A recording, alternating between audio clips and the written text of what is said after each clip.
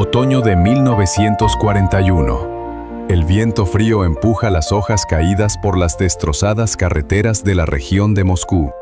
Las columnas de tanques alemanes avanzan implacablemente hacia Moscú. En el mapa del Estado Mayor, una imagen alarmante. Las cuñas fascistas rompen una tras otra las defensas soviéticas. Hasta la capital, menos de 100 kilómetros. Pánico en las calles, evacuación de instituciones gubernamentales, el metro no funciona. Moscú se prepara para el combate callejero. En una de las últimas líneas de defensa, en la región de Volokholansk, tomó posiciones la 316 División de Fusileros. Su comandante, un hombre de baja estatura con una mirada atenta y voz suave, el general de división Iván Vasilievich Panfilov. Los soldados lo llaman cariñosamente Vatia, padre. No grita, no amenaza con un tribunal, pero cada una de sus palabras es significativa y se recuerda firmemente. Rusia es grande, pero no hay lugar para retirarse, detrás está Moscú. Esta frase, pronunciada en aquellos días, se convertiría en un símbolo de la desesperada determinación de los defensores de la capital. Sonaría como una promesa y una orden al mismo tiempo. Detrás de la división, el corazón del país, la última frontera. Iván Vasilievich Panfilov nació en 1893 en una sencilla familia campesina en la gobernación de Saratov. Su infancia transcurrió entre el trabajo y las privaciones, el destino común de un muchacho de pueblo en la Rusia zarista. Recibió educación primaria en una escuela parroquial, pero ahí terminó su formación formal. Después, solo hubo la escuela de la vida, dura e implacable con el hijo de un pobre. A la edad de 22 años, Panfilov fue llamado al ejército. La Primera Guerra Mundial estaba en curso. Aquí se manifestaron su ingenio natural, su atención y su habilidad para acercarse a la gente. Estas cualidades fueron notadas por los comandantes y pronto se convirtió en suboficial. La revolución de 1917 trastornó su destino, al igual que los destinos de millones de rusos. Panfilov hizo su elección. Durante la Guerra Civil se unió al Ejército Rojo. Luchó contra Kolchak, participó en batallas contra los Basmachí en Asia Central. Fue en estos años cuando se formó su estilo de mando único. Panfilov no era un estratega de gabinete. Siempre estaba entre los soldados, conocía sus necesidades, compartía las dificultades de la vida en campaña. Los combatientes sentían esto y respondían con lealtad. Un comandante debe cuidar al soldado. Esta verdad la aprendió Iván Vasilievich por experiencia propia. A diferencia de muchos comisarios rojos, nunca lanzaba a la gente a la batalla sin pensar. Cada operación era cuidadosamente planificada, cada maniobra era considerada hasta el más mínimo detalle. En la década de los 30, cuando muchos líderes militares fueron víctimas de las represiones, Panfilov continuó en servicio. No participó en intrigas políticas, dedicándose por completo a los asuntos militares. Comandó un regimiento, luego una división. Dominó nueva tecnología, estudió tácticas modernas. El talento de Panfilov se manifestó de manera especialmente brillante en las batallas contra los japoneses en el lago Hassan y en el río Haljingol. Aquí, puso en práctica la táctica de defensa maniobrable que más tarde salvaría miles de vidas cerca de Moscú. Al comienzo de la Gran Guerra Patria, Panfilov ya era un comandante experimentado, con 3 guerras a sus espaldas. Lo distinguía una cualidad rara: la capacidad de pensar de forma no convencional. No se lucha según el reglamento, sino según la situación. Le gustaba repetir a los jóvenes oficiales. Otra característica de Panfilov era su atención a las personas de diferentes nacionalidades. Los años de servicio en Asia Central le enseñaron a respetar las tradiciones y costumbres de diferentes pueblos, a encontrar un lenguaje común con cada combatiente, independientemente de su origen. Esta habilidad resultaría invaluable cuando se le confiara la formación de una división de kazajos y kirguises. El 12 de julio de 1941, en Alma-Ata hacía calor. El sol ardía sin piedad, pero en la plaza frente a la oficina de reclutamiento militar se agolpaban cientos de personas. Kazajos, kirguises, rusos, ucranianos, todos ellos habían acudido a una sola llamada. La patria estaba en peligro. Aquí, en la profunda retaguardia, a la sombra de las majestuosas montañas de Tian Shan, nacía una nueva división, la 316ª de fusileros. Iván Vasilievich Panfilov, nombrado su comandante, observaba atentamente a los futuros combatientes. Pastores, coljosianos, maestros, estudiantes, gente pacífica que nunca había empuñado un arma. ¿Cómo convertirlos en soldados? Y no solo en soldados, sino en combatientes capaces de detener los tanques alemanes.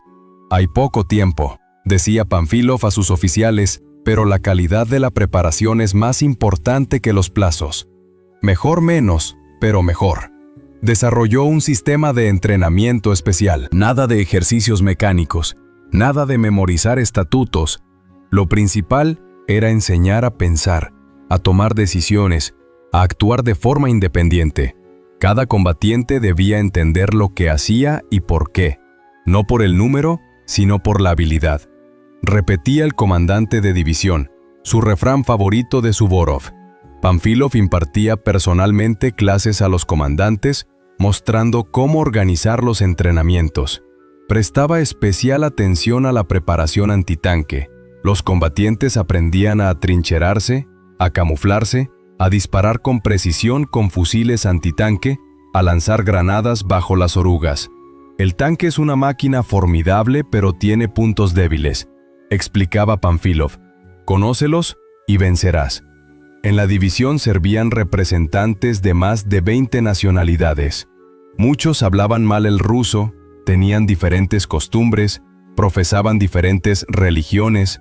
Iván Vasilievich sabía cómo acercarse a cada uno. A los kazajos les hablaba de las hazañas de los bátires, a los kirguises del legendario Manás, a los rusos de los héroes de Borodino y Poltava. Entendía que para unir a la gente era necesario respetar su cultura, su historia. Todos somos diferentes, decía el comandante de división, pero tenemos un solo enemigo y una sola patria. Panfilov introdujo una práctica inusual. En cada pelotón servían combatientes de diferentes nacionalidades. Esto les ayudaba a aprender unos de otros, a adoptar las mejores cualidades. Los kazajos y kirguises eran famosos por su resistencia y puntería, los rusos por su ingenio y tenacidad. El servicio en la división se basaba en el respeto mutuo. Los oficiales no gritaban a los soldados, no los humillaban. Panfilov exigía a los comandantes que fueran un ejemplo en todo, en el estudio, en la vida cotidiana, en la actitud hacia el servicio. El soldado no mira las insignias del comandante, sino sus acciones, instruía a los oficiales. Los combatientes sentían esta actitud y respondían con sincero respeto. Padrecito, así llamaban a su comandante de división. No a sus espaldas, sino a la cara. Y él no se oponía. En este trato no había familiaridad, sino el reconocimiento de una relación especial, casi familiar. Cada día la división se hacía más fuerte. Personas de diferentes nacionalidades se convertían en una hermandad de combate unida. Todavía no sabían que pronto se convertirían en una leyenda, que su hazaña pasaría a la historia, que se compondrían canciones y se harían películas sobre ellos. A finales de agosto la división estaba lista, no según los estándares de tiempos de paz, ya que estaba lejos de ser perfecta, pero según los estándares de la guerra, sí lo estaba. Los combatientes sabían lo principal: disparar, atrincherarse, destruir tanques, y confiaban en su comandante. Pronto llegó la orden: embarcar en los trenes. La división partía hacia el frente, hacia Moscú. Allí, en la dirección de Volokolamsk, debía mantener la defensa, detener al enemigo a cualquier precio. En octubre de 1941, la 316ª División de Fusileros llegó a las afueras de Moscú. Los trenes se descargaban bajo una lluvia torrencial mezclada con nieve. El viento helado calaba hasta los huesos los capotes de los soldados acostumbrados al calor de Asia Central. Pero nadie se quejaba. Todos comprendían la seriedad del momento. Pánfilov recibía personalmente cada tren, mirando fijamente los rostros de sus soldados. Sabía que las verdaderas pruebas apenas comenzaban. «Recuerden, camaradas», les dijo a los comandantes, reuniéndolos en el cuartel general de la división, «mantendremos la defensa en un sector de 41 kilómetros. Según todos los cánones militares, para un frente así se necesitan al menos 3 divisiones. Nosotros tenemos una. Eso significa que tendremos que luchar no con el número, sino con la habilidad». La división ocupó la línea a lo largo del río Rusa, bloqueando la autopista Volokolamsk, un camino directo a Moscú. Iván Vasilievich comenzó inmediatamente a preparar la defensa, aplicando su táctica especial que más tarde se conocería como defensa elástica. En lugar de una línea continua de trincheras, Pánfilov creó un sistema de puntos de apoyo y nudos de resistencia. Entre ellos, campos minados, zanjas antitanque y puntos de fuego camuflados. Se prestó especial atención a la defensa antitanque, ya que la principal amenaza eran las cuñas de tanques alemanes. «Los tanques no son omnipotentes», explicaba Pánfilov a los soldados. «Temen los pantanos, los barrancos, los bosques. Nuestra tarea es obligarlos a ir donde nosotros queremos, no donde ellos quieren». Cada batallón, cada compañía, recibió un sector y una tarea específicos. Pero lo principal fue que Pánfilov enseñó a los comandantes a actuar de forma independiente, a mostrar iniciativa. Si la comunicación se interrumpe, si se quedan solos, actúen según la situación. Lo principal es no dejar pasar al enemigo a Moscú. Los primeros enfrentamientos con el enemigo tuvieron lugar a mediados de octubre. Los grupos de reconocimiento alemanes tanteaban la defensa, buscando puntos débiles. Los Pánfilovci los recibían con fuego organizado, contraataques, sin revelar prematuramente sus fuerzas principales. Iván Vasilievich iba personalmente a la línea del frente, ajustaba la ubicación de los puntos de fuego, hablaba con los soldados. Su tranquila confianza se transmitía a la gente. En esos días nació la famosa táctica pánfilovska de lucha contra los tanques.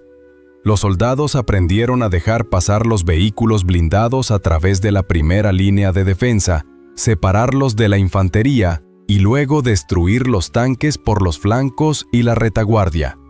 Lo principal es no tener miedo a los tanques, decía el comandante de la división. El tanque es fuerte cuando ustedes corren. Cuando lo encuentran en la trinchera con una granada, ustedes son más fuertes. Los soldados se adaptaron rápidamente a las condiciones de combate. La buena preparación recibida en Alma-Ata se hizo notar. Pánfilov se alegraba al ver cómo sus hijos maduraban en las batallas.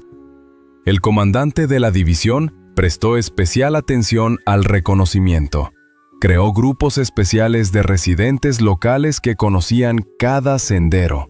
Gracias a esto, el cuartel general de la división siempre tuvo información precisa sobre el enemigo. Luchar a ciegas es como caminar por un campo minado con los ojos vendados, solía repetir Iván Vasilievich.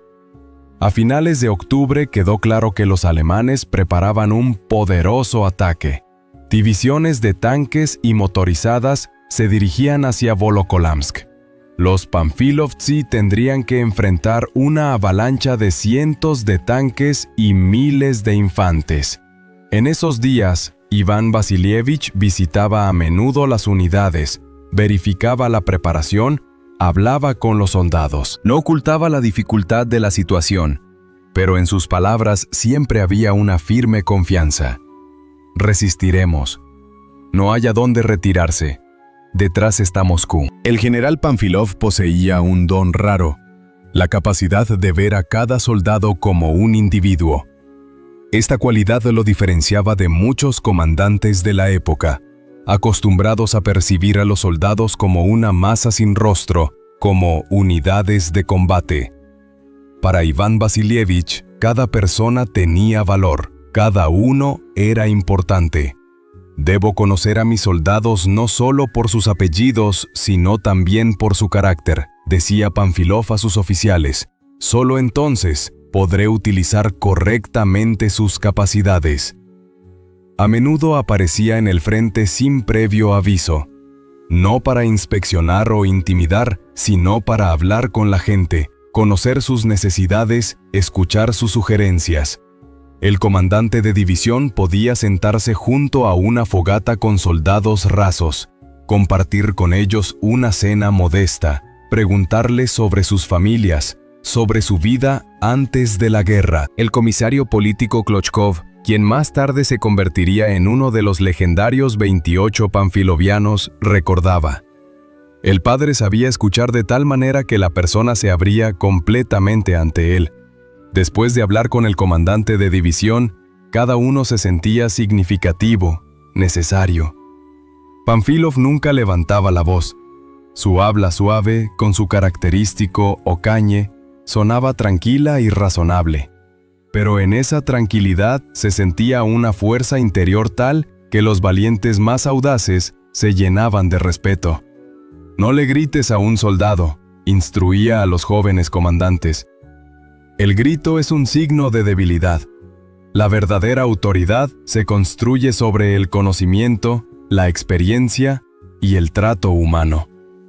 Una característica del estilo de mando de Pánfilov era su capacidad para explicar tareas tácticas complejas en un lenguaje sencillo y comprensible. No usaba términos militares, no citaba reglamentos. En su lugar, utilizaba comparaciones figuradas, ejemplos de la vida cotidiana. Explicando los principios de la defensa antitanque, Iván Vasilievich podía decir: el tanque es como un oso, temible, fuerte, pero torpe.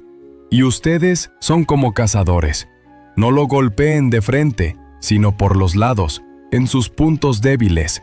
Pánfilov poseía una intuición asombrosa.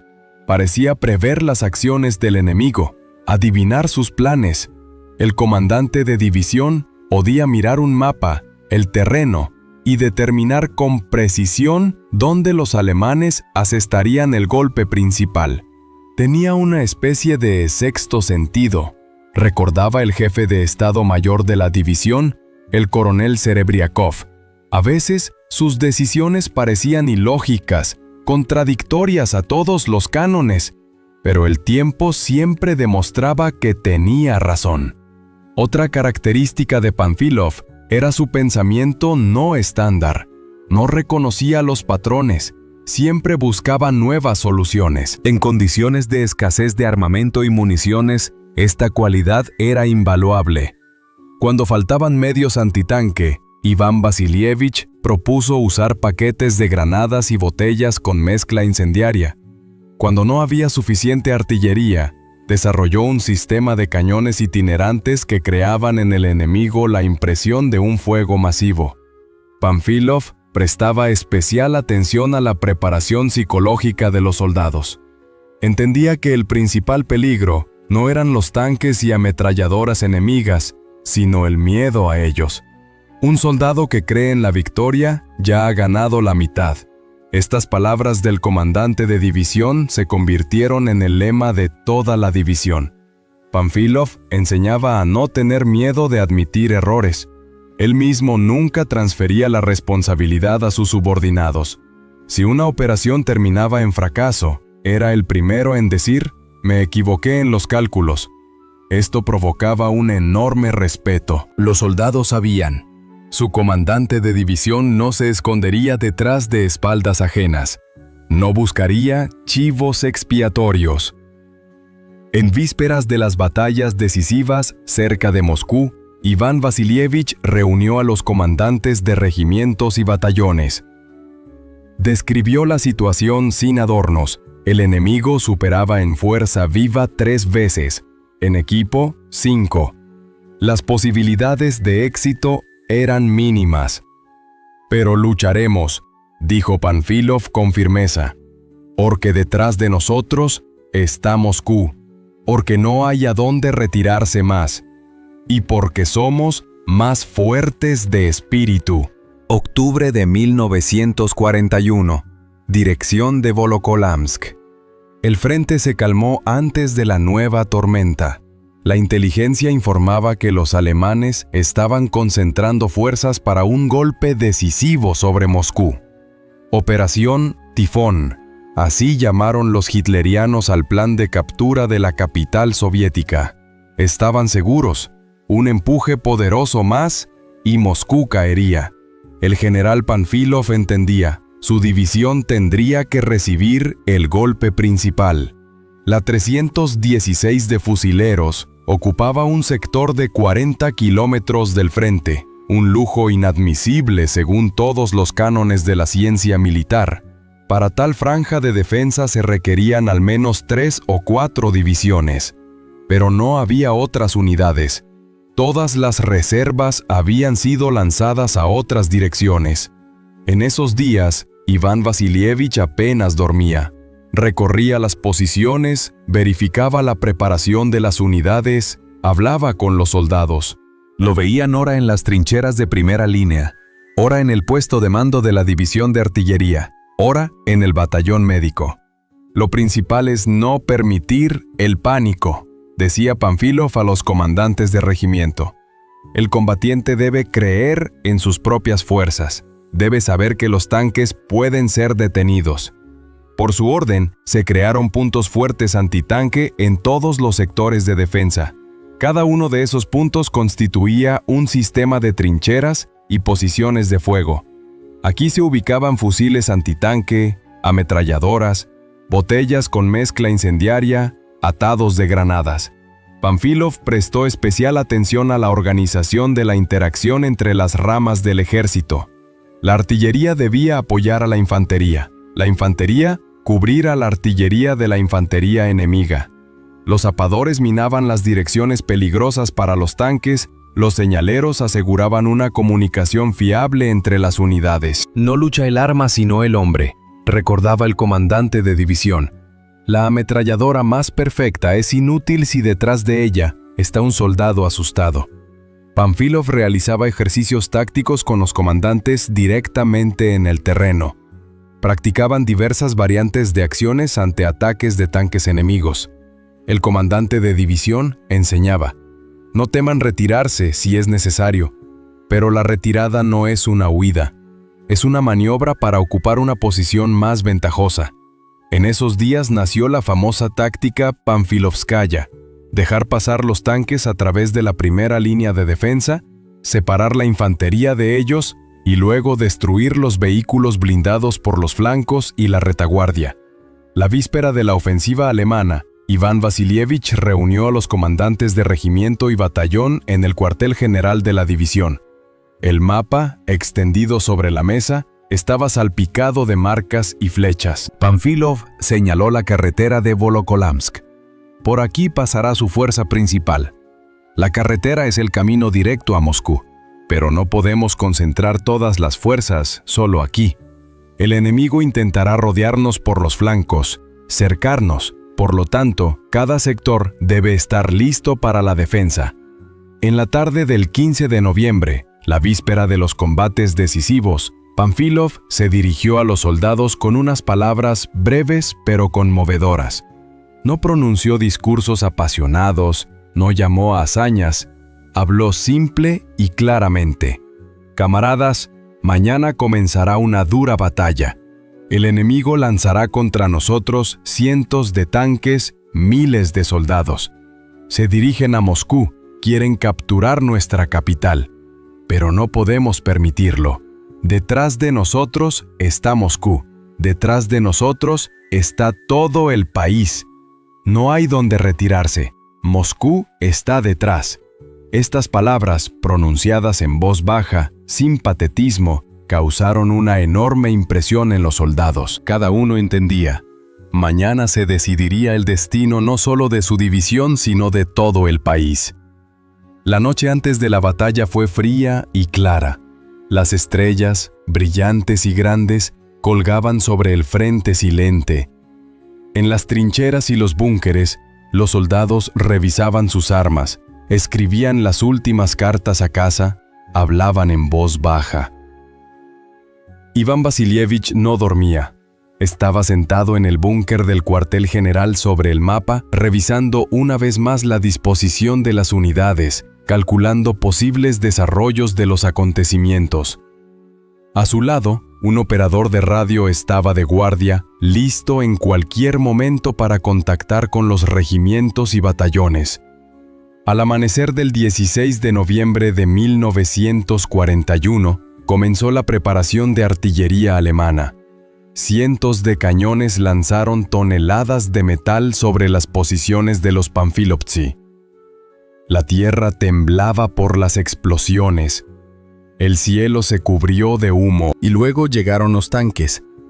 Decenas, cientos de máquinas de acero con cruces en el blindaje. Se movían en un frente amplio, apoyados por la infantería y la aviación. Comenzaba la batalla que pasaría a la historia como la hazaña de los panfilovci. 16 de noviembre de 1941.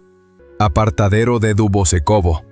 Una mañana fría, tierra helada, un cielo gris y bajo. Aquí, en el paso a nivel, la cuarta compañía del segundo batallón del 1075 Regimiento de Fusileros de la División de Panfilov tomó posición. 28 soldados bajo el mando del comisario político Vasily Klochkov se preparaban para enfrentar un ataque de tanques enemigos. Klochkov, un comisario político de 30 años con ojos atentos, recorría las posiciones, verificando la preparación de cada trinchera, de cada fusil antitanque. Antiguo empleado de finanzas, se había convertido en un verdadero guerrero, ganándose el respeto de los soldados no por la estrella en la manga, sino por su ejemplo personal y su preocupación por la gente.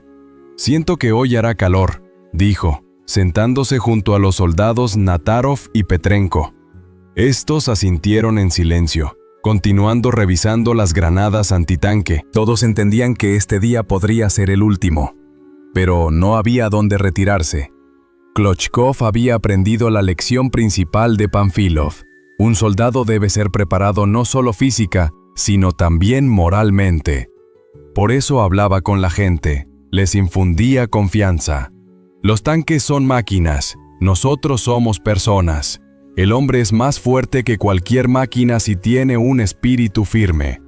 A las 9 de la mañana los observadores informaron. Una columna de tanques alemanes se movía desde Volokolamsk. Más de 20 máquinas de acero se acercaban a las posiciones de los panfilovitas. Detrás de ellas, escondiéndose tras la armadura, avanzaba la infantería.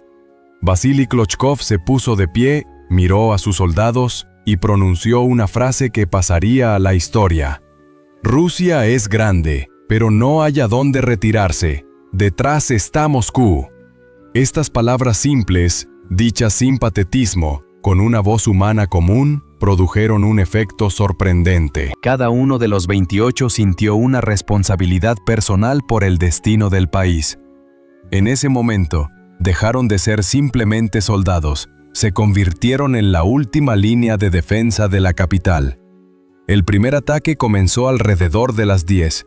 Los tanques alemanes avanzaban en cuña, disparando en movimiento. La tierra temblaba por el estruendo de las orugas y las explosiones de los proyectiles. Parecía que nada podía detener esta avalancha de acero. Pero los panfilovitas no vacilaron. Dejaron que los tanques se acercaran a corta distancia y abrieron fuego con fusiles antitanque. Lanzaron granadas bajo las orugas. Las dos primeras máquinas se detuvieron, envueltas en llamas. Las demás continuaron avanzando, pero ya no con tanta confianza, cambiando de dirección, intentando rodear el sector peligroso. La infantería alemana se atrincheró, pegada al suelo por el preciso fuego de los ametralladores soviéticos. El plan del enemigo comenzó a desmoronarse. Los tanques, sin apoyo de infantería, se volvían vulnerables. El ataque fracasó. Los alemanes se retiraron, dejando 4 tanques ardiendo en el campo de batalla. Pero era demasiado pronto para celebrar. Todos entendían que esto era solo el principio. Una hora después, el enemigo repitió el ataque, lanzando ya 30 tanques a la batalla. avanzaban en un amplio frente, tratando de flanquear las posiciones de los panfilovitas. Vasily Klochkov redistribuyó las fuerzas, concentrando los fusiles antitanque en las direcciones más peligrosas. Él mismo se acostó detrás de uno de ellos, dando ejemplo a los soldados. El segundo ataque fue repelido a costa de grandes pérdidas. 6 panfilovitas murieron, muchos resultaron heridos. Las municiones escaseaban, pero nadie pensaba en la retirada. 28 héroes no es solo una hermosa leyenda, escribió más tarde en sus memorias el corresponsal de Estrella Roja, Alexander Krivitsky. Eran personas reales que lograron lo imposible. Al mediodía, los alemanes lanzaron el tercer y más poderoso ataque. Más de 50 tanques se movieron hacia las posiciones de los panfilovitas. Parecía que la tierra ardía bajo esta armada. Para entonces, menos de la mitad de los soldados seguían con vida. Las balas, las granadas, las botellas con mezcla incendiaria se acababan. Pero los que quedaban en pie seguían luchando. Vasily Klochkov, herido en un brazo, se puso de pie con una granada antitanque y se lanzó bajo las orugas de un tanque enemigo. Sus últimas palabras, escuchadas por sus compañeros: «Rusia es grande, pero no hay a dónde retirarse». La hazaña de los 28 panfilovitas se convirtió en un símbolo de la resistencia y el coraje de los soldados soviéticos. No dejaron pasar al enemigo hacia Moscú, ganando un tiempo precioso con sus vidas para preparar la defensa de la capital. Más tarde, en la historiografía soviética, surgieron disputas y discusiones en torno a esta hazaña. Algunos investigadores cuestionaron los detalles de la batalla, el número exacto de participantes, las circunstancias de la muerte de los héroes, pero la esencia permaneció inmutable. En el apartadero de Dubosekovo, los guerreros soviéticos mostraron un coraje excepcional, deteniendo al enemigo en las aproximaciones a Moscú. El 8º capítulo de la división de Panfilov pasó a la historia por sus innovadoras tácticas antitanque. En condiciones de una catastrófica escasez de armamento pesado, Iván Vasilievich desarrolló un sistema de defensa único que permitió contener a las fuerzas superiores del enemigo. En lugar de una defensa lineal tradicional, Panfilov creó una red de puntos de apoyo, verdaderas fortalezas capaces de llevar a cabo una defensa circular. Cada uno de estos puntos representaba un laberinto de trincheras, zanjas y posiciones de tiro. Aquí se colocaban fusiles antitanque, ametralladoras y equipos con botellas de mezcla incendiaria. Un tanque es temible cuando le tienes miedo, decía Panfilov a los soldados. Cuando conoces sus puntos débiles, eres más fuerte que él. El comandante de división impartía personalmente las clases, mostrando cómo combatir los vehículos blindados. Enseñaba golpear las ranuras de observación, las orugas, el compartimento del motor. Cada soldado sabía que incluso el tanque más formidable era vulnerable si se le atacaba correctamente. Una característica de la táctica de Panfilov era la habilidad de obligar al enemigo a actuar según su propio guión. El comandante de división enseñaba: no temáis retirarse si es necesario, pero la retirada no es una huida, es una maniobra para ocupar una posición más ventajosa. Así nació la famosa táctica de la defensa elástica: dejar pasar los tanques a través de la primera línea, separarlos de la infantería y luego destruir los vehículos blindados desde los flancos y la retaguardia. Para ello, se crearon grupos especiales de cazatanques, armados con fusiles antitanque, granadas y botellas con mezcla incendiaria. Panfilov entendía: lo principal era preparar a los soldados psicológicamente.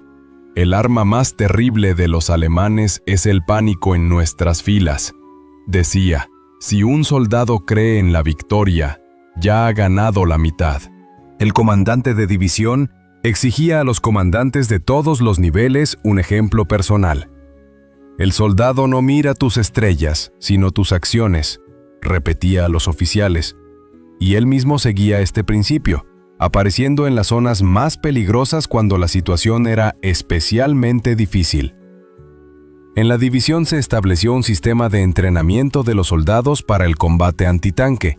Instructores experimentados, aquellos que ya habían abatido al menos un tanque, transmitían sus habilidades a los novatos. Surgió una verdadera competición. ¿Quién destruiría más vehículos enemigos? Se prestó especial atención a la interacción entre los diferentes tipos de tropas. La artillería debía apoyar a la infantería debía cubrir a la artillería de la infantería enemiga. Los zapadores minaban las direcciones peligrosas para los tanques. Los enlaces aseguraban una comunicación fiable entre las unidades. La eficacia de la defensa antitanque de Pánfilov fue asombrosa. Las columnas de tanques alemanas, acostumbradas a victorias fáciles en Europa, se estrellaron una y otra vez contra la resistencia de los soldados soviéticos. Las pérdidas del enemigo en equipo fueron enormes. Los tanquistas alemanes descubrieron con asombro que los soldados soviéticos no huían en pánico al ver los tanques, sino que los dejaban acercarse a corta distancia con sangre fría y disparaban con precisión. Esto rompía la táctica habitual de la guerra relámpago y obligaba al enemigo a sufrir pérdidas injustificadas. Los métodos antitanque de Pánfilov fueron estudiados y adoptados por otras formaciones del Ejército Rojo. La experiencia de la división se generalizó en instrucciones y manuales especiales que se distribuyeron por todo el frente. La importancia de la defensa de Pánfilov para la batalla de Moscú es difícil de sobreestimar. En un momento crítico, cuando el mando soviético no tenía reservas para detener las cuñas de tanques enemigas, los panfilovitas, con su heroísmo y acciones hábiles, ganaron un tiempo precioso para preparar la contraofensiva. La ofensiva alemana sobre Moscú se estancó. El plan de guerra relámpago fracasó. Y en esto hubo un enorme mérito del general Pánfilov y sus soldados, quienes demostraron al mundo entero: los tanques no son omnipotentes, se pueden detener si hay coraje y habilidad. El 18 de noviembre de 1941 fue el último día en la vida del general de división Iván Vasilievich Pánfilov. La mañana fue helada, con una ligera nevada. Los alemanes, enfurecidos por el fracaso del avance en Dubosekovo, cambiaron la dirección del ataque principal. Ahora avanzaban en la zona del pueblo de Gusenevo, intentando flanquear a las fuerzas principales de los panfilovitas y alcanzar el espacio operativo. Iván Vasilievich llegó a Gusenevo temprano por la mañana. Quería evaluar personalmente la situación, apoyar a los soldados y ajustar el sistema de fuego. Su EMCA se detuvo en las afueras del pueblo. El comandante de división, con su habitual capote sin insignias y su gorra de plato, salió del coche y se dirigió al puesto de mando del regimiento. «¿Cómo está la situación, camarada capitán?», preguntó al comandante del batallón, el capitán Samuil Rafailovich Schwartz. Este informó: «Los alemanes están trayendo tanques, preparándose para el ataque». Pánfilov escuchó atentamente. Luego pidió unos binoculares y subió al ático de la casa más cercana para inspeccionar personalmente las posiciones enemigas. Lo que vio fue alarmante. No menos de 20 tanques y un batallón de infantería se preparaban para asaltar las posiciones del batallón que defendía el pueblo. Las fuerzas eran desiguales, pero la retirada era imposible. Moscú estaba a sus espaldas. Al bajar, Pánfilov dio rápidamente una serie de órdenes. Mandó trasladar fusiles antitanque de posiciones vecinas a la sección amenazada. Solicitó fuego de artillería por radio. Ordenó reforzar los flancos para evitar el cerco. «Lo principal es no entrar en pánico», dijo a los comandantes que lo rodeaban. «Los tanques no son omnipotentes. Dispárenles a los costados, a las orugas, y no olviden cortar el paso a la infantería». Estas fueron sus últimas instrucciones. A las 10:30 de la mañana, los alemanes comenzaron la preparación artillera. Los proyectiles estallaban por todo el pueblo, levantando fuentes de tierra y nieve en el aire. Pánfilov, Junto con un grupo de oficiales, se encontraba en el puesto de mando cuando un proyectil de mortero estalló cerca. Una esquirla le dio al general en el pecho.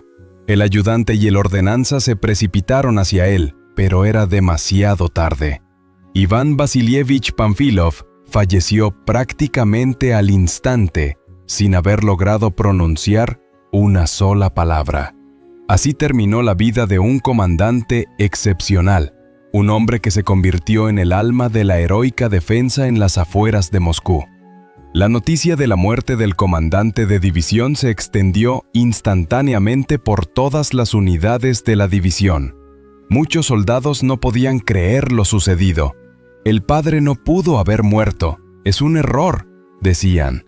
Pero la cruel verdad de la guerra era implacable. El mando de la división lo asumió el jefe de Estado Mayor, el coronel Iván Vasilievich Serebriakov. Ante él se planteaba una tarea muy difícil.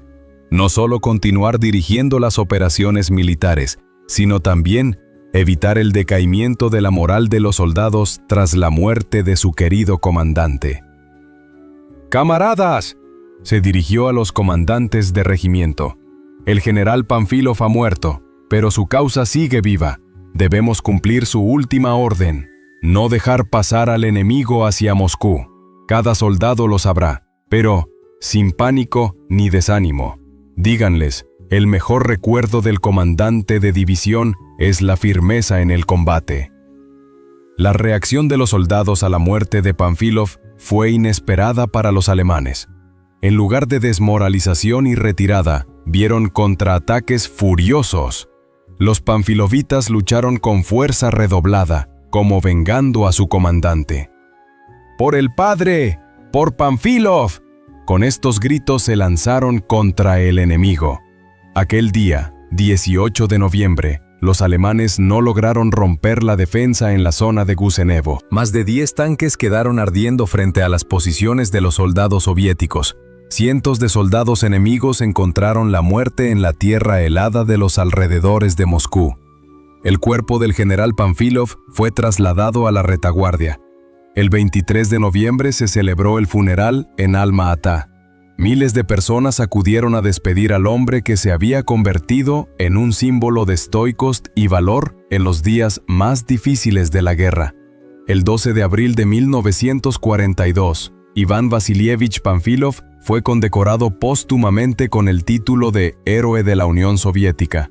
El decreto decía: por el ejemplar cumplimiento de las misiones de combate del mando en el frente de lucha contra los invasores alemanes y el valor y heroísmo demostrados.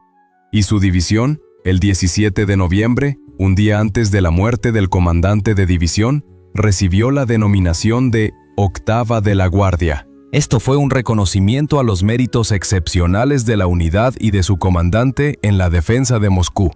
Más tarde, la división recibió el nombre del general de división Pánfilov, que llevó con honor hasta el final de la guerra.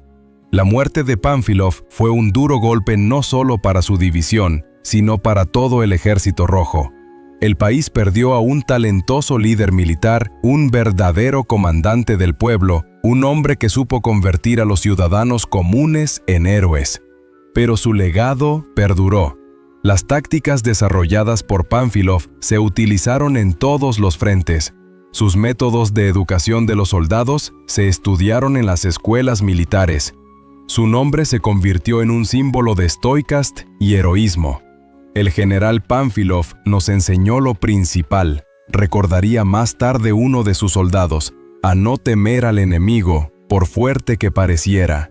Él creía en nosotros más de lo que nosotros mismos creíamos en nosotros, y esa fe nos hacía invencibles. El 17 de noviembre de 1941 tuvo lugar un acontecimiento histórico. La 316 División de Fusileros recibió el honorable título de Octava de la Guardia. Fue el máximo reconocimiento a los méritos de la unidad que se mantuvo firme hasta la muerte en los accesos a Moscú. Pero la alegría se vio ensombrecida por la amargura. Al día siguiente, falleció el creador y alma de la división, el general de división Iván Vasilievich Pánfilov. La división no solo cambió de número, Recibió el nombre de su comandante, convirtiéndose en la 8ª División de Fusileros de la Guardia que lleva el nombre del general de división I.V. Pánfilov. Fue una decisión sin precedentes, nombrar una unidad en honor a su comandante casi inmediatamente después de su muerte. Nuestro deber es ser dignos del nombre de Batia, decían los soldados. No eran palabras vacías. El recuerdo de Pánfilov se convirtió en sagrado para ellos. Su retrato se guardaba cuidadosamente en cada búnker. Su nombre se pronunciaba como un juramento antes de la batalla. Tras la muerte de Pánfilov, el coronel Iván Vasilievich Serebriakov asumió el mando de la división, y luego el general de división Iván Mikhailovich Chistiakov. Ambos se esforzaron por preservar el estilo de liderazgo especial panfiloviano. La escuela de Pánfilov es, ante todo, respeto por el soldado. Recordaría más tarde Chistiakov. Comprendí que no había llegado simplemente a una división, sino a una gran familia donde cada uno está dispuesto a dar su vida por un camarada. Los nuevos comandantes conservaron cuidadosamente las tradiciones establecidas por Pánfilov. Las clases tácticas continuaron directamente en el terreno. Se mantuvo el sistema de entrenamiento de cazatanques. Los comandantes de todos los niveles seguían en las formaciones de combate, dando ejemplo personal. En diciembre de 1941, los panfilovianos participaron en la contraofensiva cerca de Moscú. Liberaron los mismos pueblos que tan desesperadamente habían defendido poco antes. Los residentes locales recibieron con lágrimas a sus libertadores. Los reconocíamos por su postura particular, por su mirada segura, contaba Ana Petrova, residente de Volokolamsk. Eran verdaderos guardias, tranquilos, eficientes, sin bravuconería innecesaria. En los informes de combate de la época, a menudo se encuentra la frase, actuaron a la manera panfiloviana. Esto significaba, con audacia, iniciativa, con pérdidas mínimas. Los comandantes de pelotón y compañía tomaban decisiones independientes, sin esperar órdenes de arriba, como les había enseñado Batia. En 1942, la división participó en las duras batallas en la región de Reshchev. Aquí, los panfilovianos demostraron de nuevo un valor y una resistencia excepcionales. Los soldados alemanes decían con preocupación, «En nuestro sector hay cuchillos negros», así llamaban a los guardias panfilovianos por su distintivo, los cuchillos negros que los soldados llevaban en el cinturón. El estilo Pánfilov se manifestó de forma especialmente brillante en 1943, durante las batallas por Veliki Yeluki.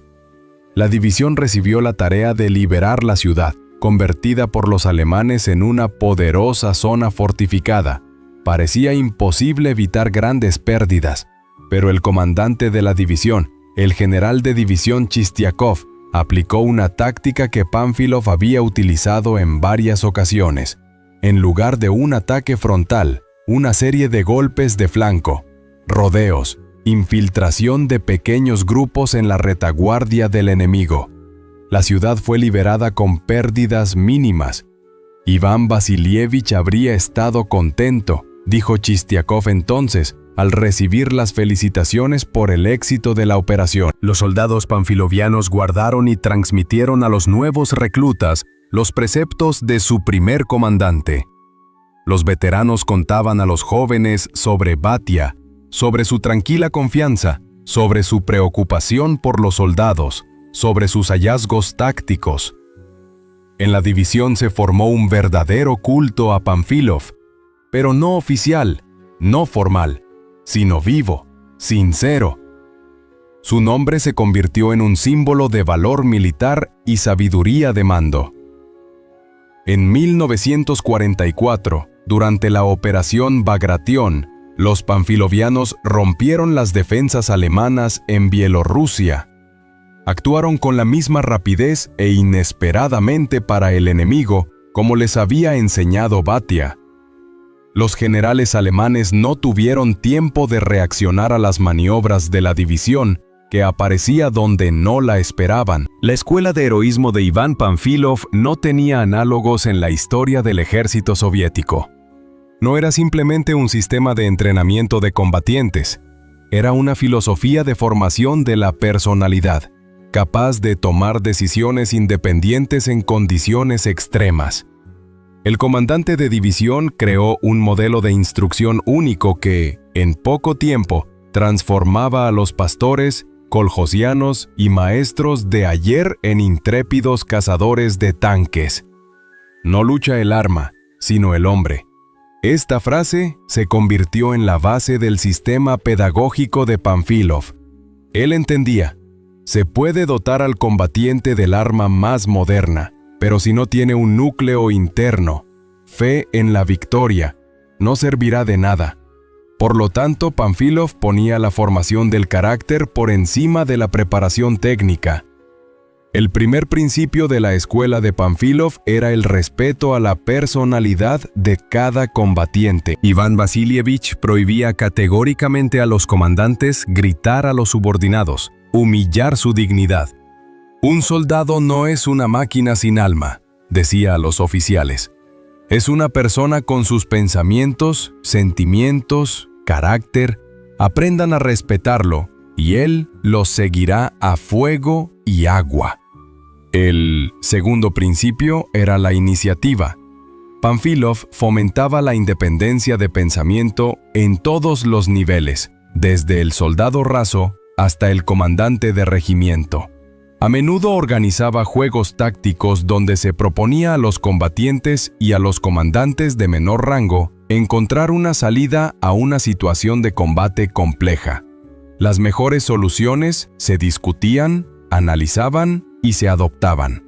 El reglamento es algo bueno, le gustaba repetir al comandante de división, pero para cada caso no se puede escribir un reglamento. Piensen con su propia cabeza, actúen según la situación. El tercer principio era la responsabilidad. Panfilov enseñaba, cada combatiente en su puesto debe sentirse el principal defensor de la patria. No yo y la guerra, sino yo en la guerra. Así formulaba él esta idea.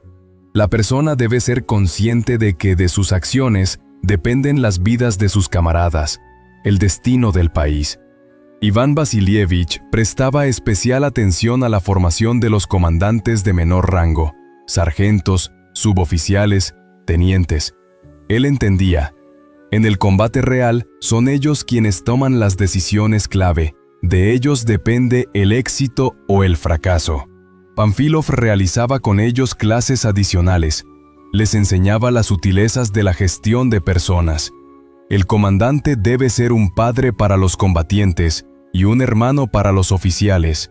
Tal fue la fórmula que Panfilov dedujo. Esto significaba cuidado de los subordinados y una comunicación profesional equitativa con los de igual rango. Un elemento inusual del sistema de Panfilov fue el trabajo con las características nacionales de los combatientes. En la división servían representantes de más de 20 nacionalidades, y el comandante de división utilizaba hábilmente las mejores cualidades de cada pueblo. Los kazajos y kirguises, con su resistencia natural y puntería, se convertían en francotiradores y exploradores. Los rusos y ucranianos, con su ingenio técnico, en artilleros y operadores de comunicaciones. Panfilov utilizaba activamente las tradiciones nacionales para elevar la moral. En las unidades kazajas y kirguises fomentaba la interpretación de canciones populares y la celebración de competiciones tradicionales. Esto ayudaba a los combatientes a mantener la conexión con su cultura natal, a sentirse no como engranajes sin rostro, sino como representantes de grandes pueblos. El elemento más importante del sistema de Panfilov era el ejemplo personal del comandante. Iván Vasilievich nunca exigía a sus subordinados lo que él mismo no hacía. Dormía en las mismas condiciones que los combatientes, comía la misma comida, vestía el mismo capote. En momentos de peligro siempre se encontraba en la sección más difícil. El comandante debe ir al frente con un caballo gallardo y ser el primero en el ataque, decía Pánfilov, parafraseando a Suvórov, pero lo principal es que debe ir por delante en el pensamiento, en la previsión de los acontecimientos. La escuela de heroísmo de Pánfilov incluía también un sistema especial de recompensas. El comandante de división rara vez recurría a las condecoraciones y sanciones oficiales. Mucho más eficaz, consideraba él, era el simple reconocimiento humano de los méritos. Una palabra amable, un apretón de manos, un agradecimiento frente a la formación. Esto era valorado por los combatientes por encima de cualquier medalla. Uno de los secretos del éxito de Pánfilov fue su habilidad para hablar con la gente en un lenguaje que entendieran. No utilizaba términos militares complejos ni leía largas admoniciones. Su discurso era sencillo, figurativo, lleno de proverbios populares y ejemplos de la vida. Al explicar la táctica de defensa antitanque, Iván Vasilievich podía decir: el tanque es como un oso, fuerte, temible, pero torpe, y ustedes son como cazadores, rápidos, ágiles, golpean los puntos vulnerables. En un corto periodo, de solo unos meses, Pánfilov logró crear, a partir de un material humano heterogéneo, una unidad de combate monolítica capaz de resolver las tareas más complejas. Sus métodos pedagógicos son estudiados por especialistas militares hasta el día de hoy, y la escuela de heroísmo que creó se convirtió en un modelo para muchos comandantes del Ejército Rojo. La verdad y los mitos sobre la hazaña de los panfilovitas son una de las páginas más controvertidas de la historia de la Gran Guerra Patria. La batalla en el desvío de Dubosekovo el 16 de noviembre de 1941 se convirtió en un símbolo de la resistencia del soldado soviético, pero al mismo tiempo generó décadas de discusiones y disputas históricas. La primera mención de los 28 héroes panfilovitas apareció en el periódico Krasnaya Zvezda el 27 de noviembre de 1941. El corresponsal de guerra Alexander Krivitsky publicó un artículo titulado Sobre los 28 héroes caídos, donde relató la historia de los soldados que, a costa de sus vidas, detuvieron los tanques alemanes en los accesos a Moscú. El artículo causó una gran impresión en los lectores. El país, exhausto por las retiradas y las derrotas, necesitaba ejemplos de heroísmo, pruebas de que el enemigo no era invencible. El comisario político Vasily Klochkov y su famosa frase, «Rusia es grande, pero no hay lugar para retroceder. Moscú está detrás», se hicieron conocidos por cada persona soviética. La historia de los 28 héroes entró en los libros de texto escolares, se escribieron libros sobre ella, se filmaron películas. Los panfilovitas se convirtieron en un símbolo de la resistencia popular al fascismo.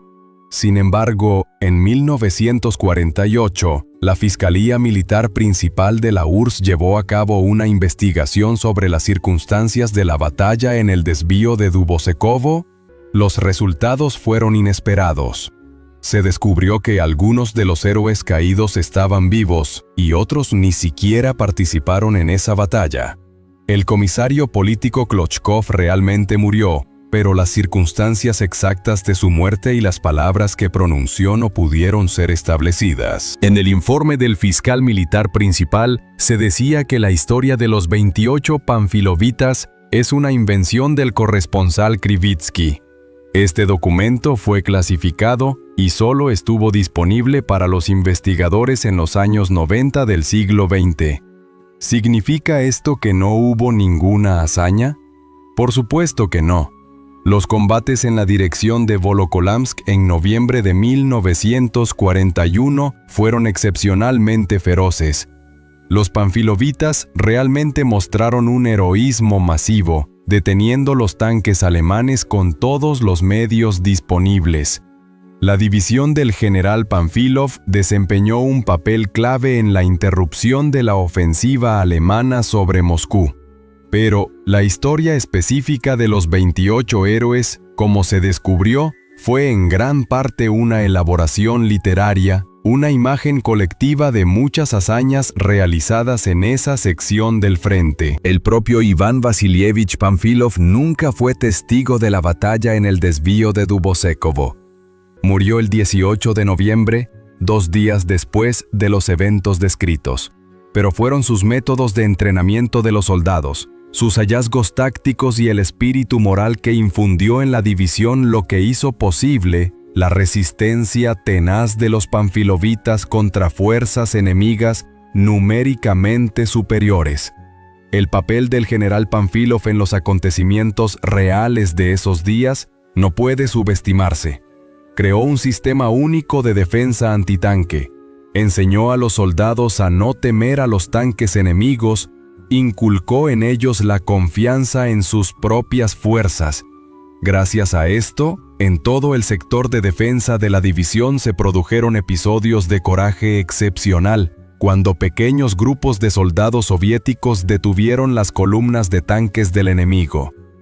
¿Por qué la hazaña de los panfilovitas se convirtió en objeto de una polémica tan aguda? El hecho es que, en la época soviética, cualquier intento de análisis crítico de la versión oficial era percibido como un atentado contra lo sagrado, como una ofensa a la memoria de los héroes. En el período post-soviético, por el contrario, surgió una tendencia a la negación indiscriminada de los mitos soviéticos, a la búsqueda de desenmascarar todo y a todos. La verdad, como siempre, se encuentra en el medio. La hazaña existió, masiva, colectiva, realizada no solo por esos 28 soldados, sino por toda la división, por todos los defensores de Moscú. Quizás no fueron exactamente 28 héroes, quizás no se pronunció exactamente la frase que se le atribuye a Klochkov, pero lo principal fue la resistencia, el coraje, el autosacrificio por la salvación de la capital. El significado del mito panfilovita para levantar la moral de los ciudadanos soviéticos durante la guerra es difícil de sobreestimar. En los días más difíciles, cuando se decidía el destino del país, la gente necesitaba ejemplos de heroísmo, necesitaba símbolos de resistencia. La historia de los 28 héroes que detuvieron los tanques alemanes daba esperanza, fortalecía la fe en la victoria. Los historiadores modernos coinciden. No importa tanto cuántos soldados participaron en esa batalla y qué palabras se pronunciaron. Lo importante es que los panfilovitas, toda la división en su conjunto, mostraron un coraje y una resistencia excepcionales.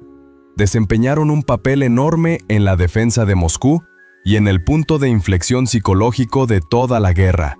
Iván Vasilievich Panfilov logró en poco tiempo crear, a partir de un material humano heterogéneo, una unidad de combate eficaz, capaz de resolver las tareas más complejas.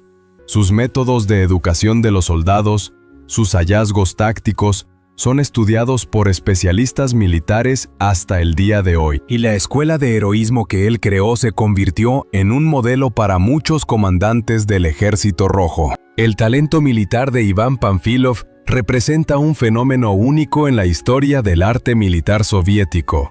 A diferencia de muchos comandantes del período inicial de la guerra, Panfilov logró encontrar respuestas efectivas a los desafíos tácticos y estratégicos de la Blitzkrieg, cuando la mayoría de los líderes militares estaban atados por los dogmas de antes de la guerra. Los historiadores militares destacan varios aspectos clave de la maestría militar de Panfilov. En primer lugar, su capacidad para el pensamiento no convencional.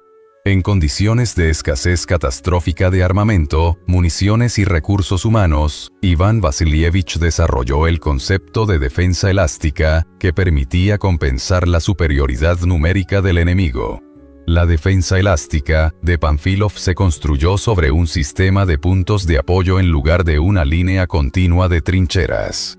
Esto permitía crear una alta densidad de fuego en las direcciones más importantes con una economía general de fuerzas. Entre los puntos de apoyo se instalaban campos minados, fosos antitanque y posiciones de tiro camufladas.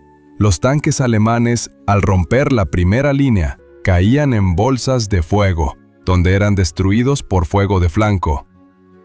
La segunda característica más importante de Pánfilov como líder militar fue su capacidad para anticipar las acciones del enemigo. Tenía una especie de sexto sentido, recordaba el jefe de Estado Mayor de la división, el coronel Serebriakov. Era como si viera el mapa del mando alemán y supiera dónde iban a dar el golpe principal. Pánfilov sabía leer el terreno, comprendiendo qué zonas eran más convenientes para los ataques de tanques y dónde el relieve creaba obstáculos naturales. Esto le permitía distribuir racionalmente sus limitadas fuerzas, concentrándolas en las direcciones más peligrosas. El tercer factor del éxito de Pánfilov fue su habilidad para organizar la interacción de diferentes ramas del ejército. En su división, la artillería, la infantería, los zapadores y la inteligencia actuaban como un solo organismo. Se prestaba especial atención a las comunicaciones. Iván Vasilievich comprendía que sin un control fiable, incluso las mejores unidades se convertían en grupos dispersos.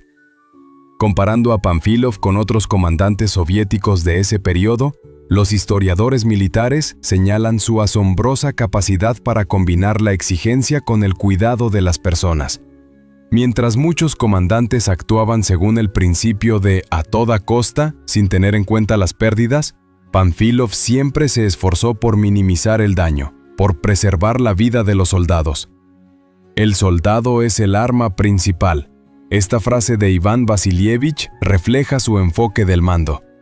Él comprendía, cada soldado caído no es solo una unidad estadística, sino una pérdida irreparable de experiencia, habilidades, potencial humano. El fenómeno de la división de Pánfilov, que logró resistir eficazmente a un enemigo numéricamente superior y mejor equipado, se explica por varios factores. En primer lugar, por la altísima moral de los soldados, que confiaban en su comandante y estaban dispuestos a luchar hasta la muerte. Luego, por una excelente preparación táctica, donde cada soldado conocía su maniobra y comprendía el plan general de defensa.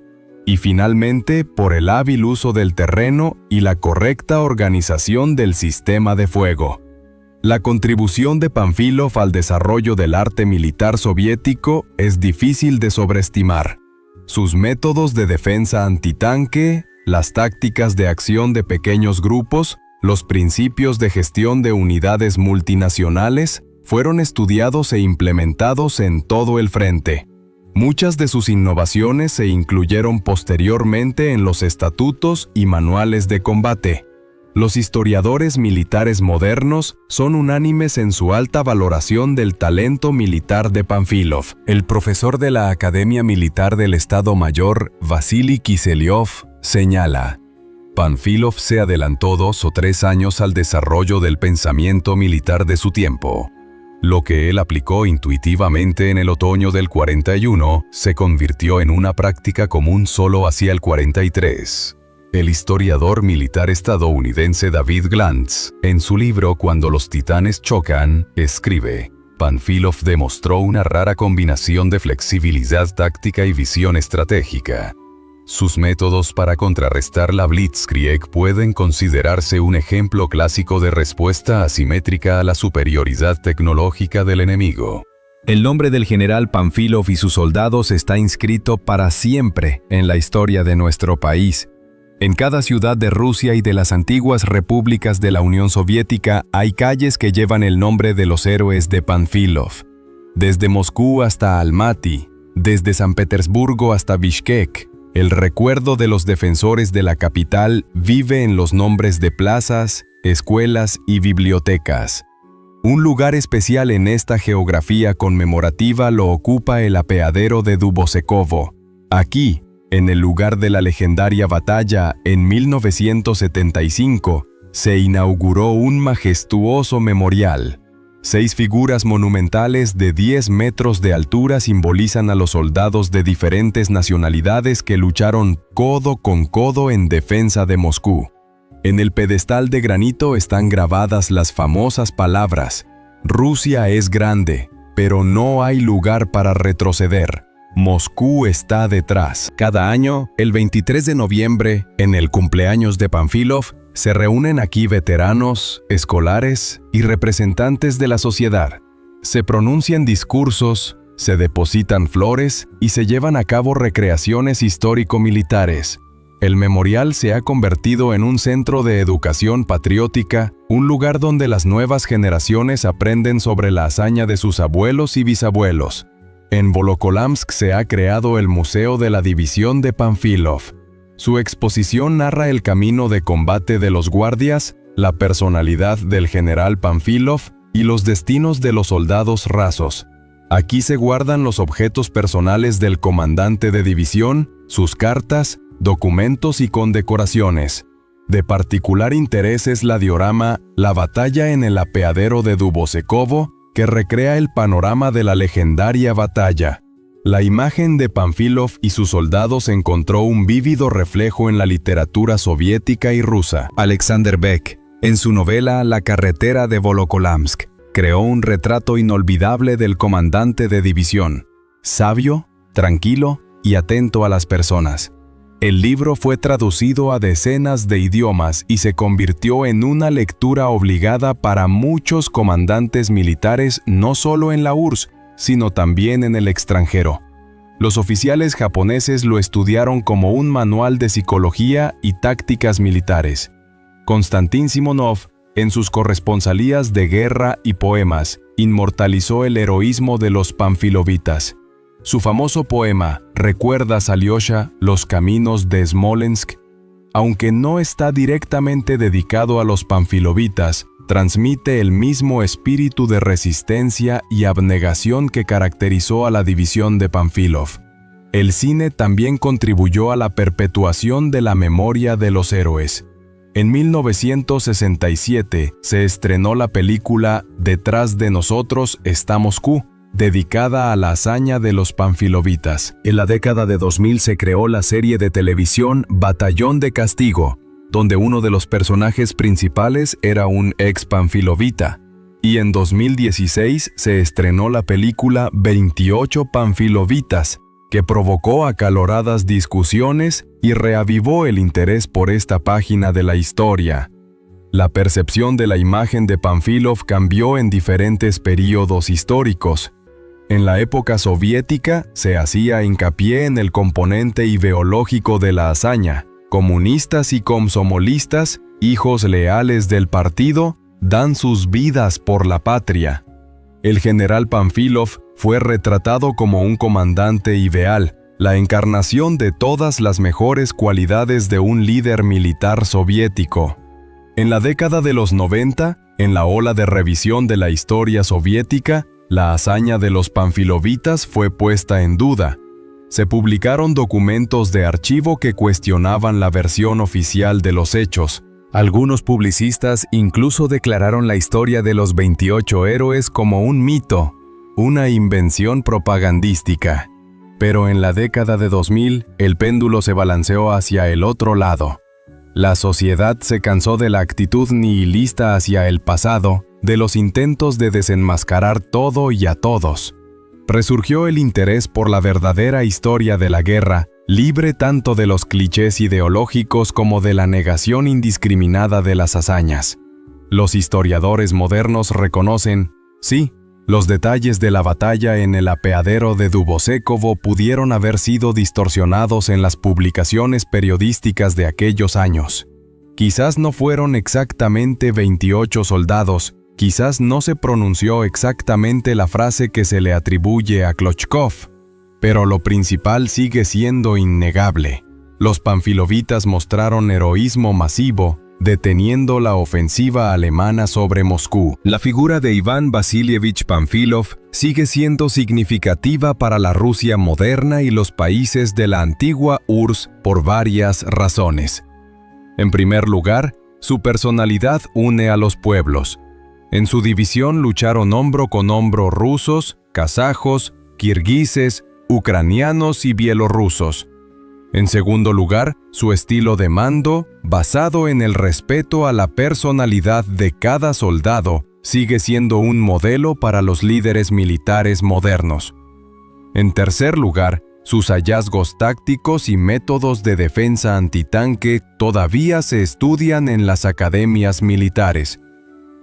La memoria de Pánfilov y su división tiene un significado especial en Kazajistán y Kirguistán. Aquí se recuerda que fueron sus hijos quienes constituyeron el núcleo de la legendaria formación. En Almaty y Bishkek se erigen monumentos al general, su nombre se da a calles, escuelas y unidades militares. Anualmente se celebran conferencias internacionales dedicadas a la hazaña de los panfilovitas, fortaleciendo la amistad entre los pueblos.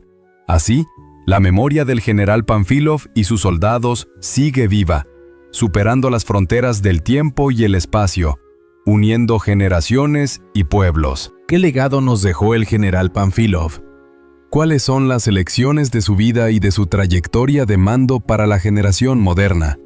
Estas preguntas no pierden actualidad, aunque hayan pasado más de 80 años desde aquellos días heroicos. En primer lugar, Pánfilov nos enseña el valor de la persona humana.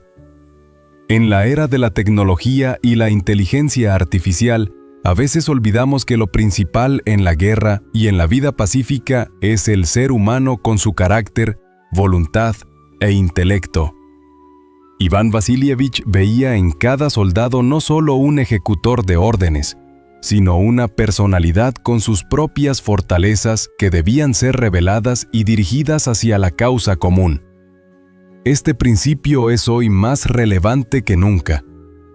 Los líderes modernos en cualquier campo, desde los negocios hasta la administración pública, pueden aprender mucho de Pánfilov. Su capacidad para escuchar a sus subordinados, confiar en su competencia, fomentar la iniciativa desde abajo, es precisamente lo que distingue a un líder eficaz del siglo XXI.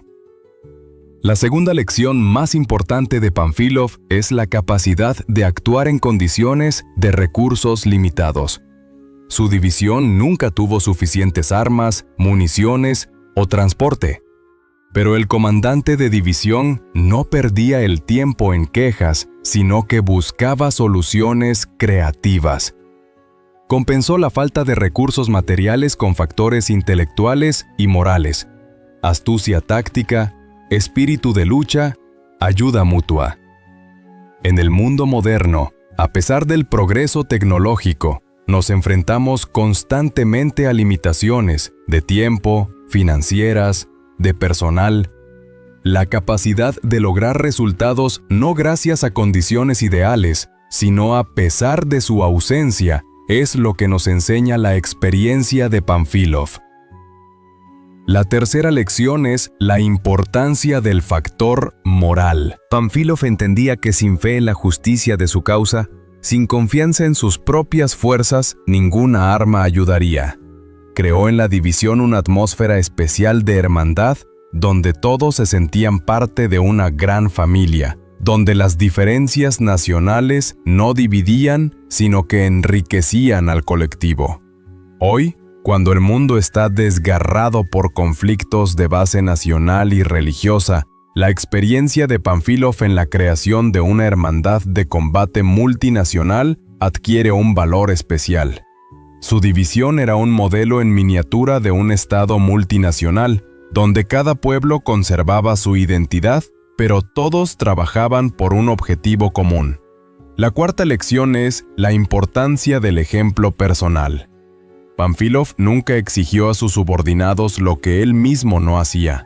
Dormía en las mismas condiciones que los soldados, comía la misma comida, vestía el mismo capote. En momentos de peligro siempre se encontraba en el sector más difícil. En el mundo moderno, donde a menudo hay una brecha entre las palabras y los hechos de los líderes, el principio de Pánfilov de la unidad de la palabra y la acción se vuelve especialmente relevante. La verdadera autoridad no se construye sobre el cargo, sino sobre el ejemplo personal. La preservación de la memoria histórica de Pánfilov y su división tiene una importancia fundamental para la autoconciencia nacional. No es solo un homenaje a los héroes del pasado, Es un vínculo vivo entre generaciones, es una brújula moral que ayuda a orientarse en el complejo mundo moderno.